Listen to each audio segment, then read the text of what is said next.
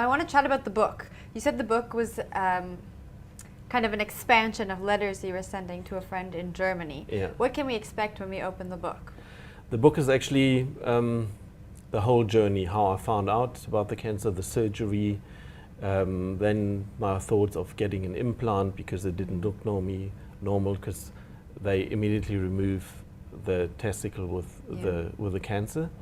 So they removed the right testicle and it just looked not nice. Because it was a reminder of cancer all the time. If you see yourself naked, then you think, wow, because of cancer I look like this. What did you think about when you found out that they needed to remove the testicle? What were your first thoughts? Well, my first thought was, I hope I don't wake up after the surgery and they removed the wrong one. That was my fear. Really? I guess that's a good fear to have. Mistakes happen, and if that mistake happened, then it's gone. Yeah. You feel they take a little bit of your manhood. I think that's the reason why men don't talk about these things. There are other testicle cancer survivors out there, and it's a good chance to survive testicle cancer if you detect it early. But men, they don't talk about this because they find it embarrassing.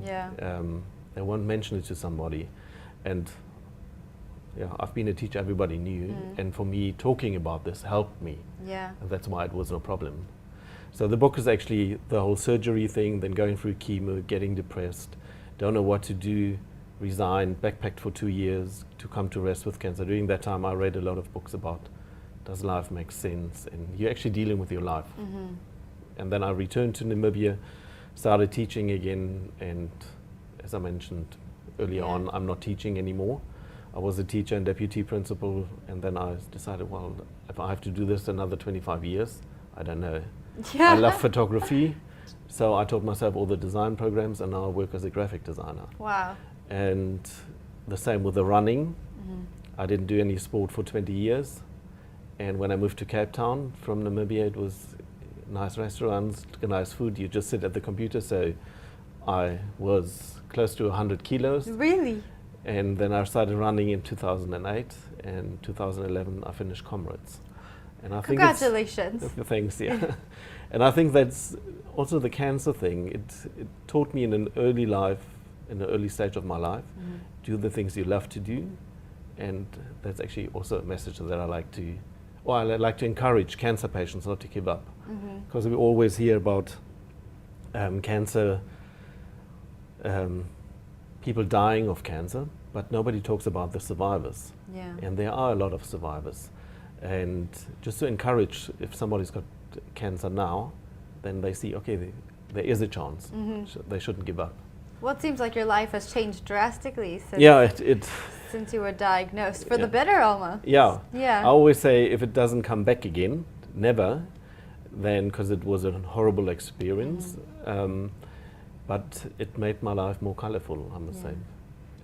And unfortunately, sometimes we have to learn the hard way to start living. And well, I love my life now. Now you said you were debating on whether to get an implant. Did you get one? Yeah, a year later, I was diagnosed in August 95. End of 96, I resigned as a teacher, and I'd been traveling 97, 98. So before I went traveling, I thought I'd like to have an implant, because if I'm abroad and I stay in a backpackers or in the youth hostel, and you in the showers or whatever, and somebody looks at you, then you think, I know I had cancer.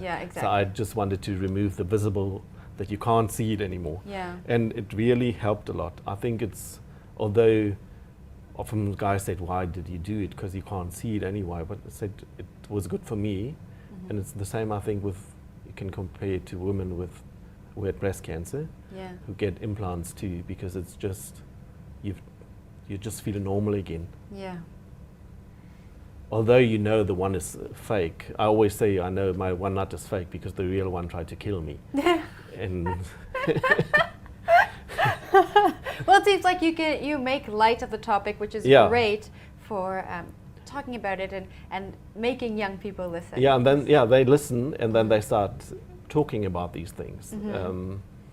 That's actually my whole idea behind it. Turn it into a more funny way.